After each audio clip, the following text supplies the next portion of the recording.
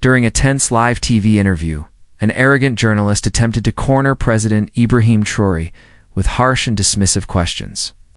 But no one could have predicted how calmly and confidently Traoré responded, dismantling the journalists' arguments and leaving the entire studio in stunned silence.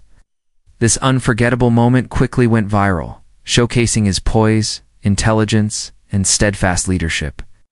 The studio lights were hot, the cameras were rolling, and the host, Alan Diarra, sharp-tongued journalist known for ambushing his guests, leaned forward with a smirk. Across from him sat a calm man in a simple military uniform, no guards, no entourage, just him. Ibrahim Traoré, Burkina Faso's transitional leader, remained unruffled. Alan wasted no time.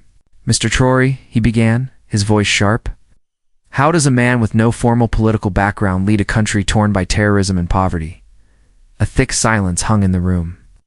The producers behind the scenes exchanged uneasy glances. Alan wasn't finished. He chuckled, then added, "Some say you're just playing soldier in a real man's game. What do you say to that?" The room fell deathly silent. One assistant dropped her clipboard. Another turned off her mic and whispered, "This is going too far." But President Traoré didn't flinch. He met Alan's gaze, not with anger, but with unwavering strength, and replied slowly, "Do you ask those who bleed for their people to prove their worth? Or do you stand with them and ask what you can give?" The room held its breath. That was just the beginning. As the camera zoomed in on Ibrahim's face, across the city, a 10-year-old boy named Karim sat cross-legged in a dusty living room. His shirt was too big, the collar torn, and beside him, his grandmother coughed weakly. She'd been sick for months. The TV flickered, the signal weak, but Karim's eyes were locked on the screen. He didn't understand politics, didn't even know who the man in the uniform was. But there was something in Ibrahim's voice, kind, strong, like a father, like someone who had also slept on the floor, someone who understood. Back in the studio, Alan leaned forward again. "You talk about sacrifice, Mr. President, but are you willing to admit that your government has failed in areas where others warned you?" Karim's small hands clenched into fists. He whispered, "Let him talk. Just let him talk." On screen, Ibrahim smiled gently.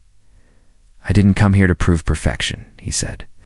"I came to serve even when it hurts, especially when it hurts." Karim blinked. He'd never heard a leader speak like that before. In that moment, he felt a flicker of hope. In the control room above the studio, a producer named Lucy was sweating. She had booked this interview to boost ratings, to create noise, to catch Traoré off guard, but she hadn't expected this. She hadn't expected dignity. As Ibrahim answered the next hard-hitting question with grace, her hand trembled on the control board. Then, without warning, a call came through the direct line. It was from the office of the Prime Minister. Her heart dropped. "Do not cut." The feed, the voice on the other end ordered. "Let the people hear him. Let the truth speak." Back on stage, Alan threw one final punch. "Tell us, Mr. President, why should we believe that you, a man with no political dynasty, no elite background, can lead this country?" The camera zoomed in, and Traoré's voice came steady, calm, unstoppable.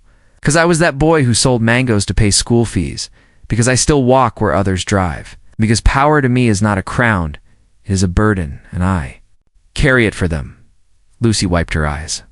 She wasn't sure why she was crying, but she knew something historic was happening. Backstage, a junior intern named Adama was shaking. It was his first week at the station, and his job was just to refill water for the guests.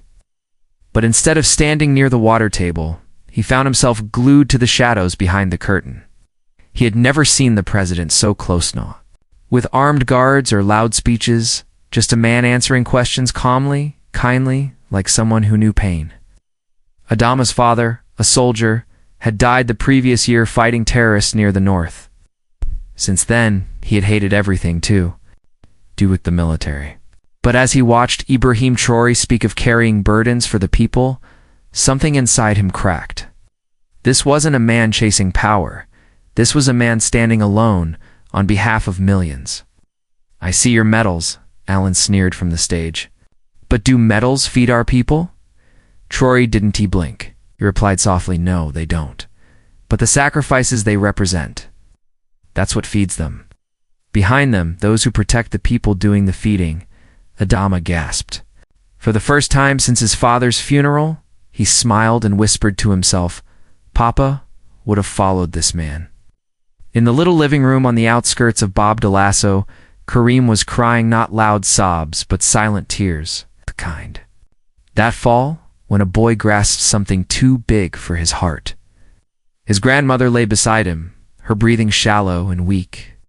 On the screen, the man who looked like a warrior but spoke like a teacher was still speaking. The journalist Alan raised his voice again. "What makes you think you know what's best for this country?" Traore paused, then answered with quiet conviction, "Because I've slept in the rain. I've taught children with no shoes. I've buried friends without coffins. I know pain, I know hunger, and I've seen hope in the darkest places."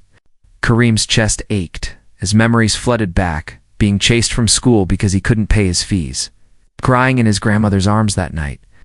And now, this man, this president, was speaking for boys like him. Karim grabbed his school notebook, began sketching the face he saw on the TV, wrote one word beneath the drawing: hope. In the control booth, Lucy stared at the rising view count. 400,000, 530,000, 780,000. The numbers were exploding. She'd expected a scandal, a slip-up, or a live humiliation. Instead, the world was witnessing a masterclass in humility. Alan, the journalist, grew more agitated. His questions were sharper now, clearly desperate. "But isn't it true," he barked, "that some say your leadership is just a military stunt?" Traore smiled gently.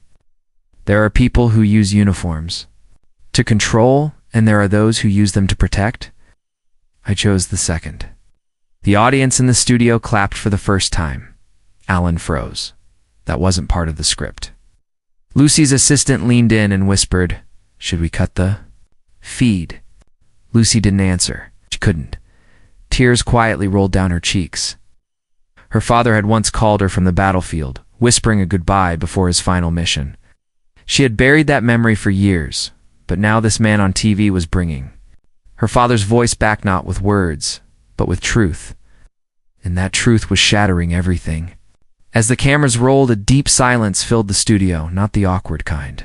Not the kind you cut with fake laughter, but a silence that was heavy, like a heartbeat holding its breath. Alan, the journalist, had just asked a cruel question. "Do you ever feel guilty sitting in power while mothers bury their sons?" Even the crew flinched, but Traore didn't react with anger. He simply looked up and said softly, "Every single night." His voice cracked, just barely, but enough for everyone to feel it. "I write their names in my journal. I meet their families. I walk their villages. Power doesn't protect me from pain. It forces me to carry it." There was no clap, no cheers. The weight of truth settling over everyone. Alain looked down at his papers, suddenly unsure of what to ask next. Backstage, Adama wiped his face again, realizing his hands were wet. The boy who once resented soldiers now saw them differently. For the first time, it felt like someone up there actually cared. "I visited a camp in Kaya," Traore said, adjusting his jacket. "There, I met a little girl named Aminata." The camera zoomed in, the air turning cold. She was 7. She'd lost her father to a rebel attack, her mother to illness. She was alone, yet she smiled. Alan raised an eyebrow. "And what does that have to do with policy?" Traore looked at him, not with hate, but sorrow. "Everything," he replied. "She told me if I can smile, maybe others will too. That child reminded me that leadership isn't about control. It's about healing." The room went still. Somewhere in the audience, a woman burst into tears. Her name was Kata. She had lost her son to a roadside bomb 3 years ago. She had stopped watching politics since then, until today. Now her heart was breaking again, but not from pain, but from relief. Finally, someone who wasn't reading from a script. Finally, someone speaking from the soul. Back at the station's control room, the phones were ringing non-stop. Lucy's assistant shouted, "We have calls from Mali, Ivory Coast, Ghana." Another voice yelled, "France is airing clips already. Look at this." Traore hadn't raised his voice once, but the world was listening. Alan, now sweating, tried one last time. "If you truly loved the people, wouldn't you step down and let a civilian lead?" The trap was clear, the bait bitter. Traore nodded one day. "Yes, not yet. Because the house is on fire, and I am the one holding the hose." He leaned forward. "When it's safe, I will. Leave not for glory, but so the next leader can plant without fearing flames," the cameraman whispered. Alas sat back, speechless. Everyone in the studio felt it the shift. It wasn't politics anymore. It was personal. In homes across Burkina Faso, fathers pulled their sons closer. Mothers reached for tissue boxes, and children stared at the screen with a new word on their lips: respect. As the nation leaned in, a staff member handed Traore a folded note during the interview.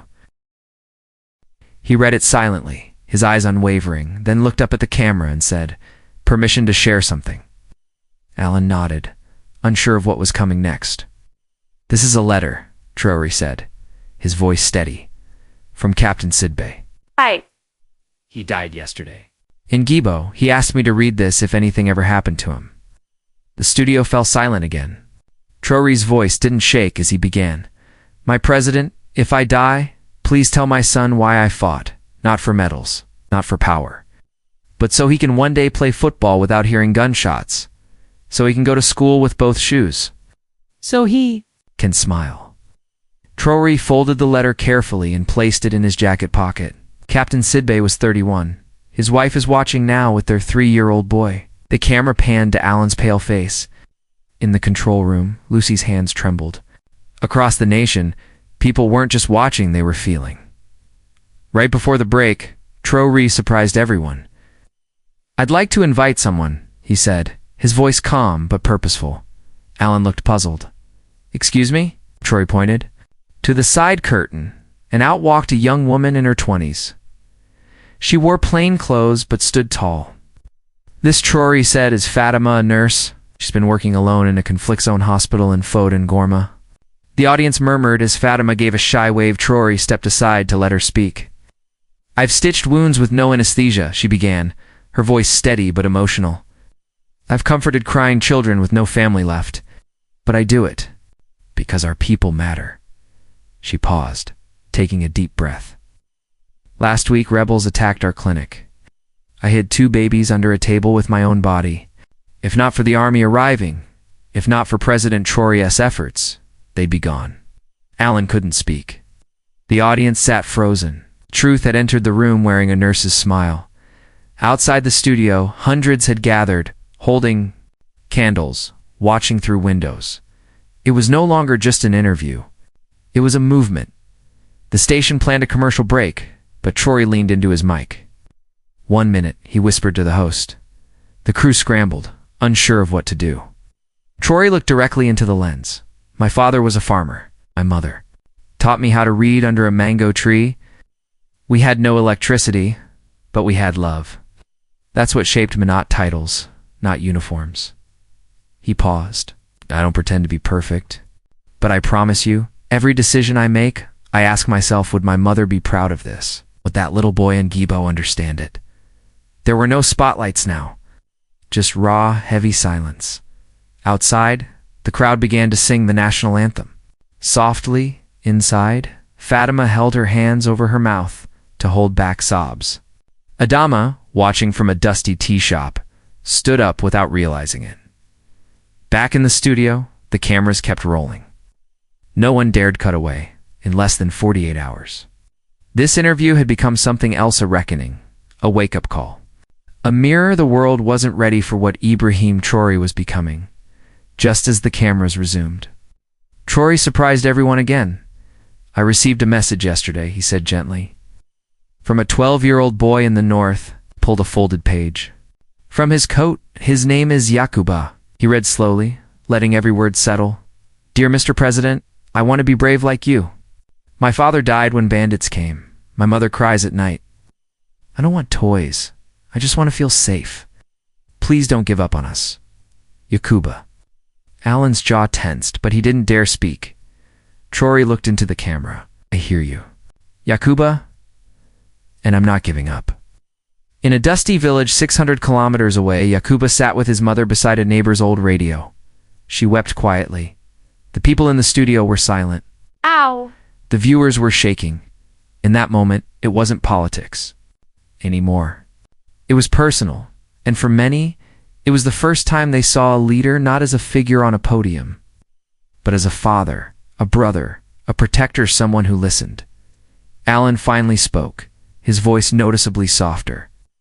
But Mr. President, isn't this emotional appeal just good theater? Isn't it easier to read letters than to build a country?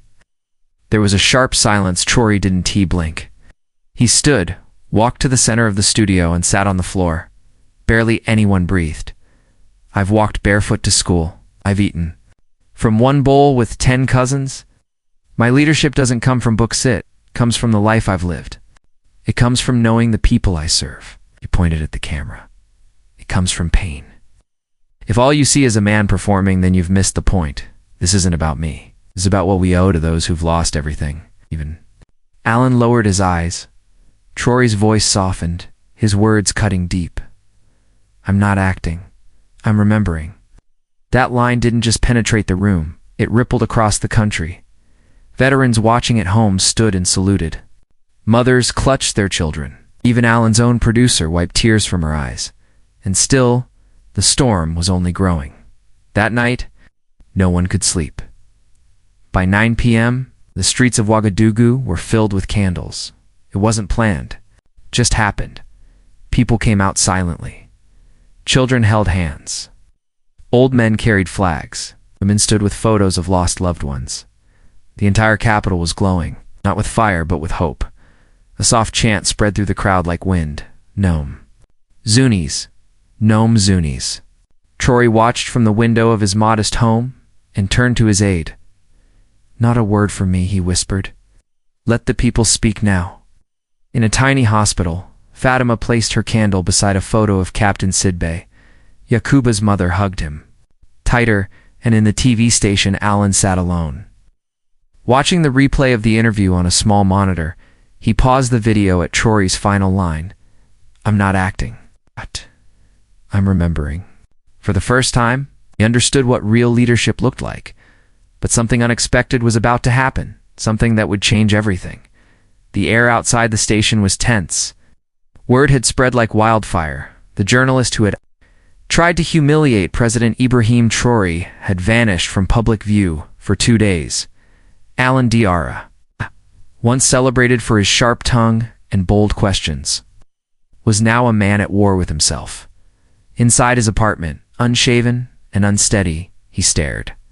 At the replay of the interview for the 100th time, every line he had asked, every smirk, every attempt to corner Traore now felt cruel.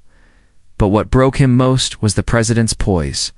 Traore had responded not with anger, but with calm truths. Alan turned to his window and saw 2 children walking barefoot down a dusty street, laughing, with nothing in their hands but a stick and a dream. He remembered a time when he was like them, when he used his voice to defend the voiceless, not humiliate those who served them. He collapsed onto the floor and wept. Then he stood. He knew what he had to do something bigger than an apology, something the world would never forget. Alan requested airtime the next morning. The station resisted at first, but when they saw the look in his eyes, they agreed. He stepped into the same studio, sat in the same chair, under the same camera. This time, he wore no suit, just a simple shirt and a humble face. When the red light blinked on, he looked straight into the camera, not with arrogance, but with trembling honesty. I failed all of you, he began. I tried to corner a man who has given his life to protecting our people. I used my voice to divide instead of unite. He paused, eyes wet. But President Traore showed me and showed the world what leadership really looks like. He stood firm, not for himself, but for every Burkina child, mother, and soldier. That is the man I now admire. There was silence across the country, then cheers, then tears, And then a door opened. Traore walked in, unexpected, uninvited, but welcome. He placed a hand on Alan's shoulder. "This is how nations heal," he said. That evening, Traore didn't go to a palace or a high-level meeting. He walked through the streets of Ouagadougou with Alan beside him. No cameras, no bodyguards. At a small village on the outskirts, a group of young boys gathered around him, barefoot, playing with sticks. One boy ran to him and asked, "Are you the man on TV?" Traore smiled. "I am, but more importantly, I'm your servant." The boy tilted his head. "You serve people?" Traore knelt beside him. "Every real leader does." That moment, captured by a bystander's phone, went viral across Africa. It showed Traore holding the boy's hand, walking him home. That week ended with no grand speeches, no fireworks, just the memory of humility, of redemption, of unity. And from that day forward, Burkina Faso remembered not the argument, but the healing. Not the question, but the answer.